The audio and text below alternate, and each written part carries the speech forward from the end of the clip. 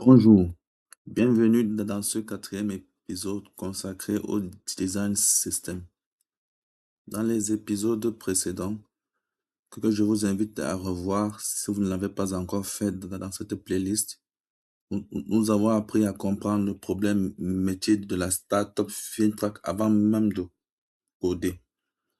Nous avons appris à découvrir les besoins des utilisateurs de la solution actuelle de la startup FinTrack. Puis, nous avons appris comment doivent être organisées ces informations sur la future landing page de la solution de la startup. Mais une question fondamentale reste encore ouverte. À quoi doit ressembler cette interface? Comment choisir les couleurs, les typographies, les composants? Comment faire en sorte que tout soit cohérent? C'est exactement le rôle du design system et c'est ce que nous allons découvrir aujourd'hui.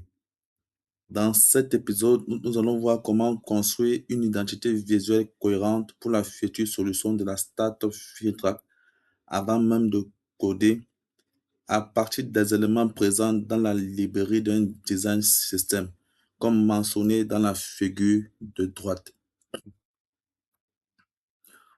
Pourquoi est-il important d'avoir un design system? Imaginez une interface dans laquelle chaque bouton est différent. Chaque couleur est choisie au hasard. Les espacements changent constamment et les typographies ne suivent aucune logique. Très vite, l'interface serait incohérente et cette incohérence se ressentira immédiatement. À l'inverse, lorsque nous utilisons un design system, tout devient plus harmonieux. Les composants se ressemblent, les couleurs ont une signification et l'expérience devient beaucoup plus agréable. Un design system, ce n'est pas seulement du design, c'est un système qui apporte de la cohérence. La diapositive actuelle illustre clairement la différence entre une interface sans design system, donc construite au hasard, et une interface pensée avec design system. La palette de couleurs. Parmi les éléments qui composent la librairie d'un design system se trouve la palette de couleurs. Celle-ci doit être cohérente, pensée pour communiquer, guider et créer de la valeur et non pour faire joli.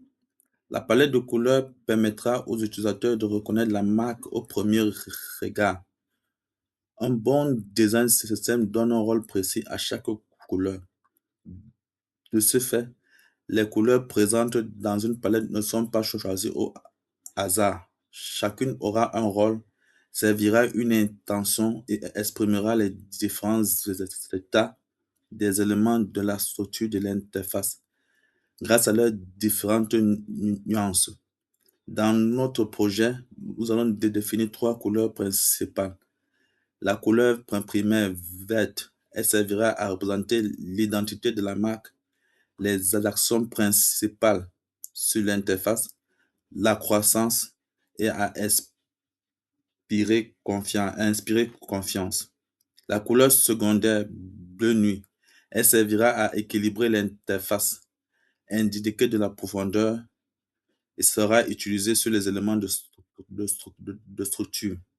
Et enfin, la couleur d'accentuation orange, elle servira à attirer l'attention sur les éléments importants, à mettre en avant certains éléments et lors d'appel à, à action. Au sein de la diapositive, on peut observer des exemples d'utilisation des nuances des couleurs principales qui composent la palette, notamment sur les différentes étapes possibles des boutons d'action principale, des boutons d'action secondaire, des boutons d'appel à action, des liens et textes et d'autres éléments de l'interface. La typographie. Parlons-en maintenant. La typographie est beaucoup plus importante que l'on imagine. Elle permet au lecteur de comprendre immédiatement ce qui est important. Les grands titres attirent l'attention. Les sous-titres apportent du contexte. Le texte principal améliore la lecture et les petits textes apportent les informations secondaires. En réalité, la typographie est une forme de hiérarchie visuelle. Elle permet au contenu de respirer et elle rend l'interface plus agréable à parcourir. Il est coutume de choisir une police moderne conçue pour les interfaces digitales et d'en définir jusqu'à 5 niveaux dans la hiérarchie visuelle avec chacun un rôle. Le niveau bold pour les titres principaux et les messages clés. Le niveau semi-bold pour les titres de section et les blocs importants. Le niveau medium pour les sous-titres et les titres de cartes. Le niveau régular pour le contenu principal, les paragraphes et les descriptions. Et enfin, le niveau light pour les informations secondaires, les légendes et les annotations.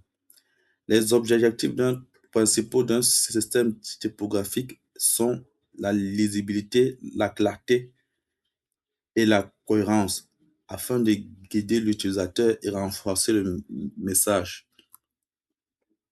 Parlons maintenant d'un autre système qui compose le design system, celui des espacements. L'une des erreurs les plus fréquentes consiste à placer les éléments au hasard. Mais en réalité, les espacements suivent des règles pour créer une harmonie visuelle et une cohérence dans toute l'interface. Il est coutume d'utiliser un système basé sur 8 pixels avec différentes échelles: 8, 16, 24, 32, 48, 64, qui seront utilisés dans différents contextes de l'interface, notamment les marges externes, les espacements entre éléments, les marges internes ou padding et les espacements dans une section.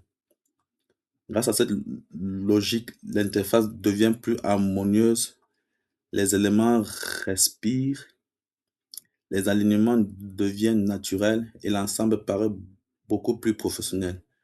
Le design n'est pas une question de hasard, c'est une question de système. Dans une diapositive antécédente, nous avons vu comment les couleurs principales de la palette de couleurs choisies peuvent être appliquées aux boutons de l'interface. Nous allons nous attarder sur ces derniers dans cette diapositive. Les boutons sont probablement les composants les plus utilisés dans une interface. Il n'en existe pratiquement aucune interface sans bouton.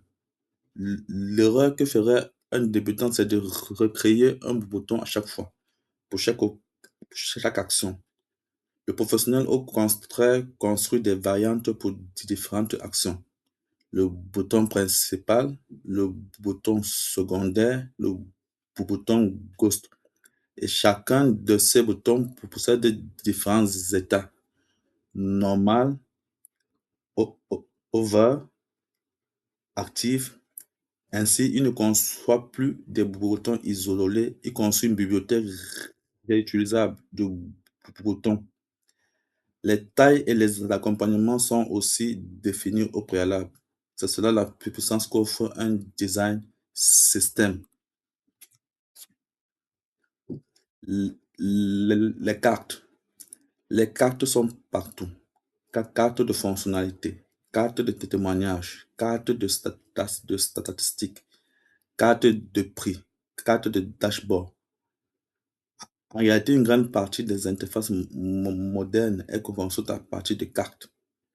Une fois ce composant conçu, il peut être réutilisé partout. Avec un design système, nous gagnons donc énormément de temps en définissant au préalable les modèles réutilisables de cartes prêtes à l'emploi. Parlons enfin des icônes et illustrations. Les icônes ne sont pas décoratives ou là pour faire joli. Elles permettent d'améliorer la compréhension, d'identifier rapidement une action ou une information. De la même manière, les illustrations apportent de la personnalité à l'interface. Elles créent une connexion émotionnelle avec l'utilisateur. Mais attention, le rôle des visuels est d'accompagner le contenu, jamais de le remplacer. Une bonne interface reste compréhensible même sans illustration. Au sein du design system, la bibliothèque d'icônes qui seront utilisées est, définie est définie au préalable et les figures pour les illustrations aussi. Résumons-nous. Le design system n'est pas simplement une palette de couleurs. Ce n'est pas uniquement une typographie, ce n'est pas seulement une collection de boutons, c'est un ensemble cohérent de couleurs, de typographies, d'espacements, de boutons, de cartes, d'icônes. Tous ces éléments travaillent ensemble et lorsque ce système est bien construit, créer une nouvelle interface devient beaucoup plus simple, plus rapide et surtout plus cohérent. Le design system est une véritable machine à fabriquer des interfaces cohérentes, efficaces, évolutives et de qualité. Bien construit, il présente plusieurs avantages. Moins de décisions à prendre, plus de temps pour l'innovation et une meilleure expérience pour les utilisateurs. Nous voici au terme de notre épisode. Nous avons maintenant nos composants, nos couleurs, nos typographies, nos boutons, notre identité visuelle. Mais avant de décrire une seule ligne de HTML, nous devons encore répondre à une question. Comment organiser visuellement notre future landing page? Comment transformer toutes ces informations en structure?